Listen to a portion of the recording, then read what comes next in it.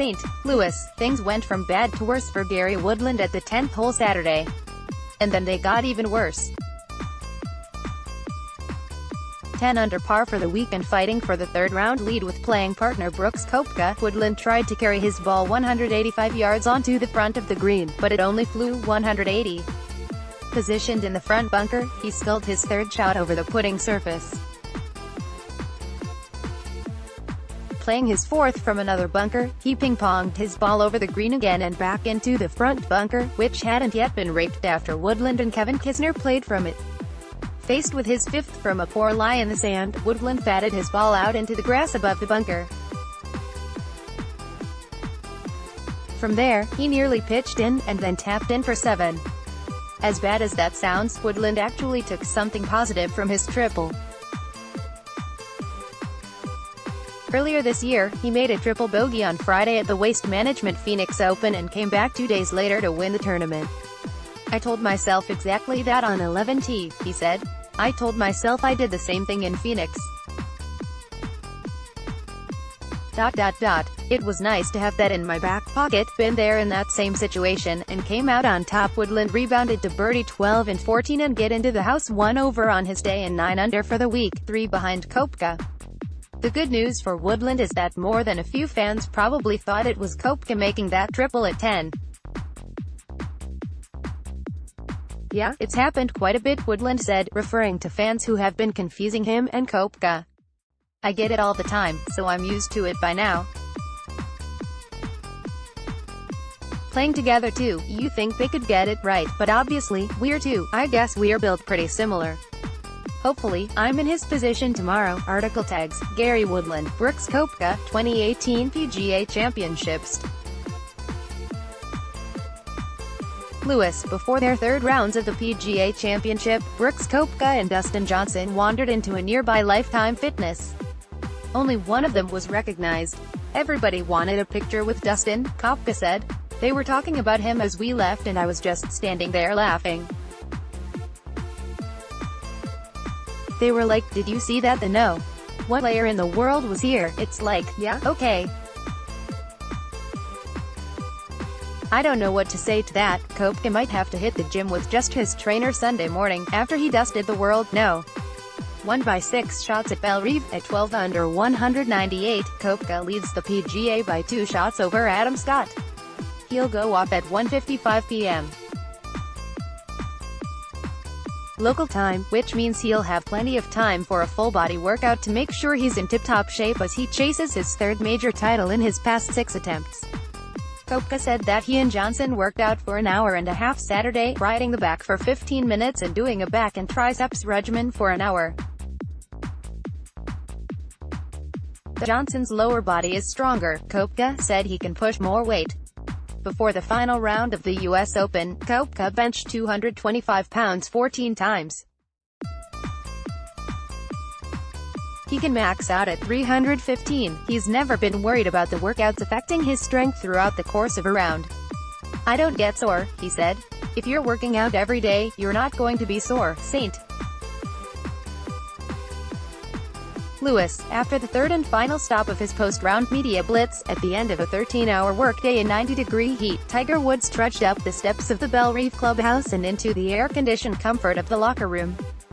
He took a seat in the far corner, tipped back the lid of his Nike hat and sipped from a white styrofoam cup. How he felt was apparent, but he verbalized it anyway. "I'm tired," he said. "I'm definitely tired." Woods was in the early late wave to start this 100th PGA Championship, and so he needed to return to the course at 7 a.m. local time Saturday to complete his second round, which was previously suspended because of inclement weather.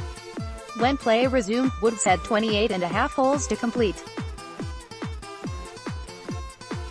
He played them in 5 under par, vaulting up the leaderboard and giving himself another realistic chance at snapping that decade-long major drought. After a third-round 66, there are only 5 players between Woods and the lead, but 2 of them are major champions, Brooks Koepka and Adam Scott, and 2 others surely will be soon, Ricky Fowler and Jon Rahm. "I've got my work cut out for me tomorrow," said Woods, who is at 8 under 202. This golf course is putting it on us, you have to be aggressive. You've got to make birdies. Which is why Woods was frustrated by his finish Saturday, by his 10 consecutive pars to close on a cupcake soft course. Time and time again, he couldn't get the ball to the hole on the fuzzy greens, and the one time he did, with his eagle putt on 17, he bashed it 4 feet by and yanked the comebacker. That Woods stalled on the back nine wasn't completely surprising, at least not this year. It's been one of the lone disappointments of this remarkable comeback. For months, Woods has been as good as anyone through 63 holes. But he also knows that careers are defined by what comes next, and there's a whole other mountain to climb to get from 63 to 72. For the game's preeminent closer, his inability to finish out rounds has been mystifying. PGA Championship, Tee Times, Live Blog, full coverage. There was the late slip-up at Honda, where he played the last 4 holes in 3 over. There was the curious end at the Valspar, where, needing a birdie to force a playoff, he laid well back off the tee and left himself a 40-footer that never had a chance. There was the out-of-bounds tee shot on 16 at Bay Hill. The 3-over stretch late at the Players. The bogey and double bogey on the back nine at Carnoustie once he grabbed the outright lead on Sunday. Add it all up, and his final round scoring average, 70.45, is nearly 2 strokes higher than his scores in the third round, 68.64. Digging even deeper reveals a disparity between even his front and back nine scoring. He's 10th, 34.75 on the front nine and 120th, 35.56 on the back. What's the deal? Maybe his concentration wanes. Maybe his body fatigues. Maybe he succumbs to the pressure. Woods himself didn't have an answer earlier this week. "I wish I could figure that out," he said. "I don't know what it is. I don't know why I haven't played the back nine as well as I have in the past. Who knows? If I had the answer to it, I would give it to you, but I really don't know." It happened again Saturday. Needing to take it deep on another ideal day for scoring, Woods went out in 31 to sit just 2 shots off the lead. Bellerive shook, the thunderous roars echoing all the way back to the clubhouse. "It kind of reminded me of being in the vortex a lot years ago," said Stuart Sink, who was grouped with Woods on Saturday. "It didn't really feel like there was a difference at all. It felt like all that I remembered playing with Tiger all those years ago, when he was winning tournaments. Today was really no different. What's different, perhaps, was that instead of going on to post a super low round to surge into or near the lead, Woods stood pat. He missed 5 consecutive birdie tries inside 20 feet on the back nine, growing increasingly annoyed with each squandered opportunity. In need of a spark, Woods roped a 243-yard long iron into the par 5 17th, walking after his ball as it rocketed through the still, humid air. It climbed the ridge in the middle of the green and finished 20 feet away.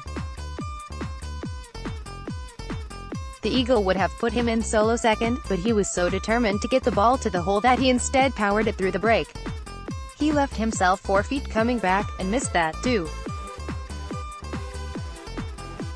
On 18, he spun a wedge shot to 15 feet, only to leave his birdie try a foot short. "I know he's a little frustrated on the back nine with not making some of those putts," Sink said, "but it's not the easiest course this week to hole putts. It's impossible to know whether Woods' Saturday stall was because of the fuzzy greens, or the major pressure, or the fatigue of a long day in the heat." Not surprisingly, Woods pointed to the latter. "It's not necessarily the physical," he said. "It's mentally grinding that hard for 29 holes in this heat. It was a long day. To get his body ready for Sunday, Woods is likely slated for more ice baths and deep tissue massages. If they can work out the kinks of his back nine struggles, the final round of the PGA could be one for the ages."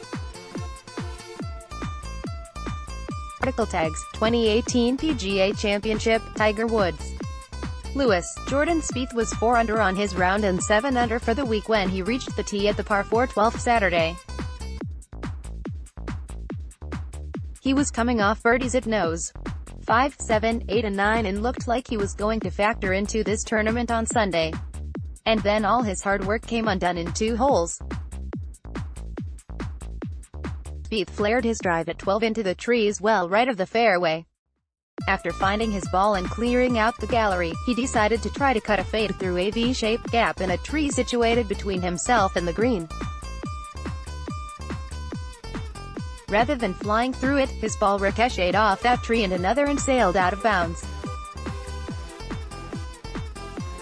From there, he dropped, pitched out into the fairway, wedged on, missed a putt for double, and tapped in for triple. PGA Championship scores, live blog, full coverage. A follow-up bogey at 13 erased his 4 front 9 birdies and dropped him back to even on the day. I thought, if I didn't pull it off and hit the tree, I'd be somewhere down into the trees and still be able to make 5, he said. I hit 2 trees to get out of bounds, and my tee shot hit the cart path to get over there, and it just was a perfect storm. In reality, I should have played the smart shot, and just accepted par or bogey instead of trying to take the green. But hindsight is 20/20. Spieth added a birdie at 14 to get back into red figures and signed for a third round 69. He'll start Sunday 8 shot behind Brooks Koepka, at 4 under par. Article tags, Jordan Spieth 2018 PGA Championship.